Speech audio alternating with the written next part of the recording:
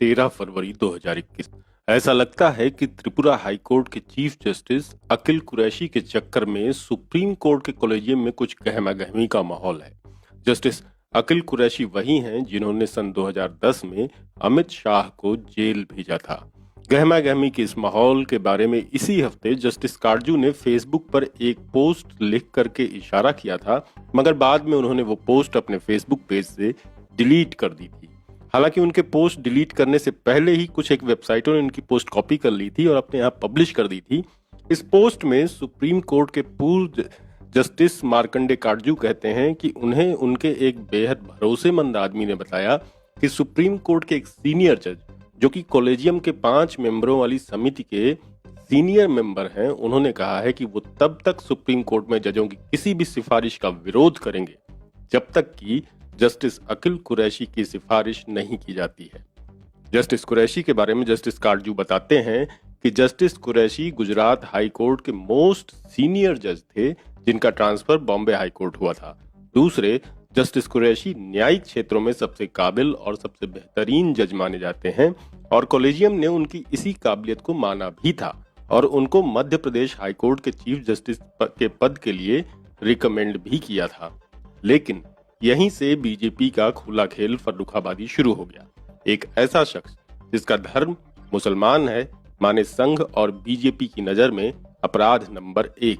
अब भले ही वो बयान देते रहें कि बीजेपी की नजर में मुसलमान होना अपराध नहीं है, मगर 2014 से हम सभी देख रहे हैं कि भारत की सरकार से लेकर न्यायपालिका तक मुसलमानों के साथ किस तरह का दोयम व्यवहार कर रही है। अब अपराध नंबर 2 की तरफ चलते हैं, जो कि सबसे सनसनीखेज है। जस्टिस अकिल कुरैशी ने ही अमित शाह को जेल भेजा था। तब अमित शाह गुजरात के मुख्यमंत्री थे और उन पर सोहराबुद्दीन का फर्जी एनकाउंटर कराने का आरोप लगा था। ये वही केस था जिसमें जज लोया ने बाद में सुनवाई की थी और जज लोया के बारे में हुए अब तक के खुलासों की माने तो इसी केस में जज लोया की हत्या भी की गई थी। बहरहाल, बीजेपी की नजर में ये दोनों चीजें परम अपराध का दर्जा रखती हैं, भले वो माने या न माने। इसी के चलते बीजेपी की मोदी सरकार अड़ गई कि जस्टिस अकिल कुरैशी को किसी भी कीमत पर मध्य प्रदेश हाई कोर्ट का जज नहीं बनने देना है।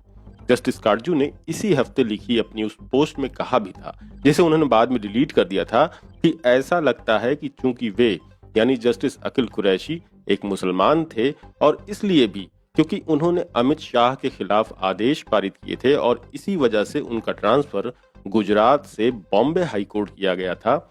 जब उनकी मध्य प्रदेश हाई कोर्ट का चीफ जस्टिस बनने की बारी आई तो मोदी सरकार ने इसका कड़ा विरोध किया, जिसके चलते उन्हें त्रिपुरा जैसे बेहद छोटे राज्य के हाई कोर्ट का चीफ जस्टिस बना दिया गया।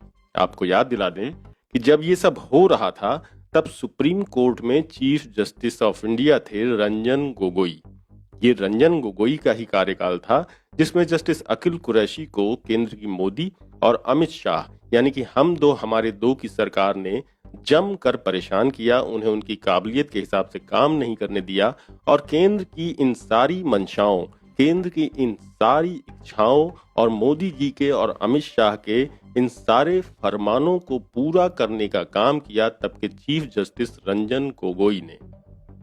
हालांकि महुआ मोइत्रा की तरह जस्टिस काटजू ने भी रंजन गोगोई का नाम तो नहीं लिया, मगर उन्होंने ये जरूर कहा कि सुप्रीम कोर्ट के कॉलेजियम ने सरकार के दबाव के आगे घुटने टेक दिए और जस्टिस अकिल कुरैशी को एमपी हाई कोर्ट का चीफ जस्टिस बनाए जाने की अपनी सिफारिश वापस ले ली और जस्टिस अकिल कुरैशी को त्रिपुरा हाई कोर्ट के चीफ जस्टिस बनाए जाने की फिर से सिफारिश की, मतलब नई सिफारिश की, जो कि एक बहुत छोटा हाई कोर्ट है। पता नहीं, शायद अदालत बुरा मान जाए, मगर मेरा मन कहता है कि ये कह ही दूं कि जस्टिस रंजन गोगोई ने इस मामले में पूरी तरह से अमित शाह का साथ दिया और जस्टिस अकिल कुरैशी को त्रिपुरा हाई कोर्ट की सजा दे दी, वो भी बामुशक्कत। मगर अब जस्टिस कुरैशी को लेकर एक पेंच फंस चुका है। जैसा कि हमने शुरुआत में बताया कि कॉलेजियम में मौजूद एक सीनियर जज, जो कि कॉलेजियम के सीनियर मेंबर भी हैं, उन्होंने तब तक हर एक जज की नियुक्ति का विरोध करने का मन बना लिया है जब तक कि जस्टिस अकिल कुरैशी को उनकी काबिलियत के हिसाब से नियुक्ति नहीं मिलती। तो अब सुप्रीम कोर्ट में जजों की नियुक्ति ऐसे वक्त में फंस चुकी है जबकि इसी साल तकरीबन आधा दर्जन जज सुप्रीम कोर्ट से रिटायर हो रहे हैं। अब सुप्रीम कोर्ट क्या करेगा और सरकार क्या करेगी, जस्टिस काटजू ने वो भी बताया है। मगर पहले जरा जजों के रिटायरमेंट का हाल चाल ले लें। कानूनी मामलों के वरिष्ठ पत्रकार जेपी सिंह बताते हैं कि देश की सबसे बड़ी अदालत यानी सुप्रीम कोर्ट में आने वाले समय में गंभीर संकट खड़ा हो सकता है। फिलवक्त सुप्रीम कोर्ट में जजों के 4 पद खाली हैं और इन्हें भरने के लिए सुप्रीम कोर्ट के कॉलेजियम ने अभी तक कोई सिफारिश केंद्र को नहीं भेजी है। अगले 6 महीने में यानी अगस्त तक चीफ जस्टिस सहित सुप्रीम कोर्ट के 6 जज रिटायर हो रहे हैं। इस बीच नए जजों की नियुक्ति के लिए सुप्रीम कोर्ट के कॉलेजियम की अभी तक बैठक हुई है या नहीं हुई है, इस पर थोड़ा विवाद है। एक न्यूज वेबसाइट का कहना है कि आखिरी बार कॉलेजियम की बैठक सितंबर 2020 में हुई थी, जबकि राजधानी दिल्ली के एक अंग्रेजी दैनिक का दावा है कि पिछले 1 महीने में कॉलेजियम की कम से कम 3 बैठकें हो चुकी हैं। लेकिन त्रिपुरा हाईकोर्ट के चीफ जस्टिस अकील ए कुरैशी के नाम पर एक राय न हो पाने की वजह से केंद्र सरकार को अभी तक कोई नाम नहीं भेजा गया है। सुप्रीम कोर्ट में इस वक्त तय संख्या से कम जज हैं।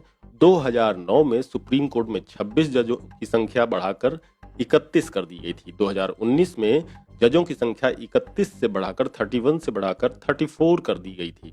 इसमें चीफ जस्टिस ऑफ इंडिया भी शामिल है। इस वक्त सुप्रीम कोर्ट में 30 जज हैं, लेकिन आने वाले 6 महीने में सुप्रीम कोर्ट से 5 जज रिटायर होने वाले हैं। इनमें से 13 मार्च को जस्टिस इंदु मल्होत्रा, 23 अप्रैल को chief justice of India Bobde, 4 जुलाई को जस्टिस अशोक भूषण, 12 अगस्त को जस्टिस RF नरीमन और 18 अगस्त को जस्टिस नवीन सिन्हा रिटायर होने जा रहे हैं। जेपी सिंह बताते हैं कि पिछले साल 2 सितंबर को जस्टिस अरुण मिश्रा के रिटायर होने के बाद से सुप्रीम कोर्ट के कॉलेजियम ने अभी तक सुप्रीम कोर्ट में नियुक्ति के लिए केंद्र सरकार से कोई सिफारिश नहीं की है। इसके पहले 19 जुलाई 2020 को जस्टिस R भानुमति रिटायर हुई थी। सुप्रीम कोर्ट के कॉलेजियम में इस वक्त chief justice S.A. Bobde, justice NV Ramana, justice RF Nariman, justice U Lalit और जस्टिस AM खानविलकर हैं। सुप्रीम कोर्ट में किसी जज की आखिरी नियुक्ति करीब 18 महीने पहले 23 सितंबर 2019 को जस्टिस ऋषिकेश रॉय के तौर पर हुई थी। आपको बता दें कि जस्टिस अकिल कुरैशी की नियुक्ति पर जो जज साहब अड़े हैं, द वायर वेबसाइट ने उनके नाम का खुलासा भी किया है। वे जस्टिस RF नरीमन हैं, जो जस्टिस फली नरीमन के नाम से देश भर में जाने जाते हैं। जस्टिस काटजू इनके बारे में बिना नाम लिए कहते हैं कि दुर्भाग्य से जस्टिस कुरैशी की काबिलियत को सही जगह पहुंचाने की चाहत रखने वाले जज साहब भी इसी साल के अंत तक रिटायर हो रहे हैं।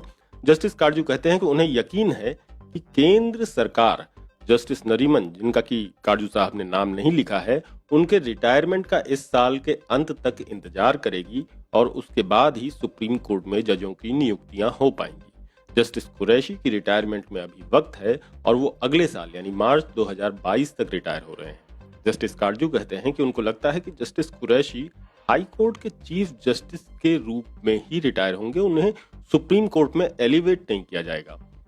अब चलते चलते जस्टिस काटजू का इस पूरे प्रकरण पर पड़ा आखिरी पंच भी सुन लिया जाए, जो उन्होंने मार करके डिलीट कर दिया था।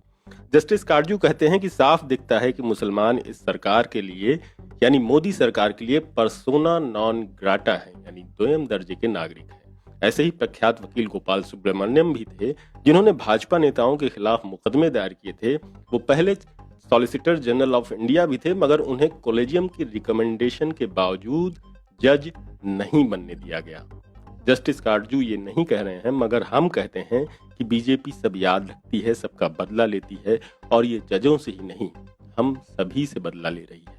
बदला लेने की वजह आखिरकार मोदी जी ने बता ही दी है, और वो ये कि हम सभी आंदोलन जीवी हैं या आंदोलन जीवियों की संतानें हैं।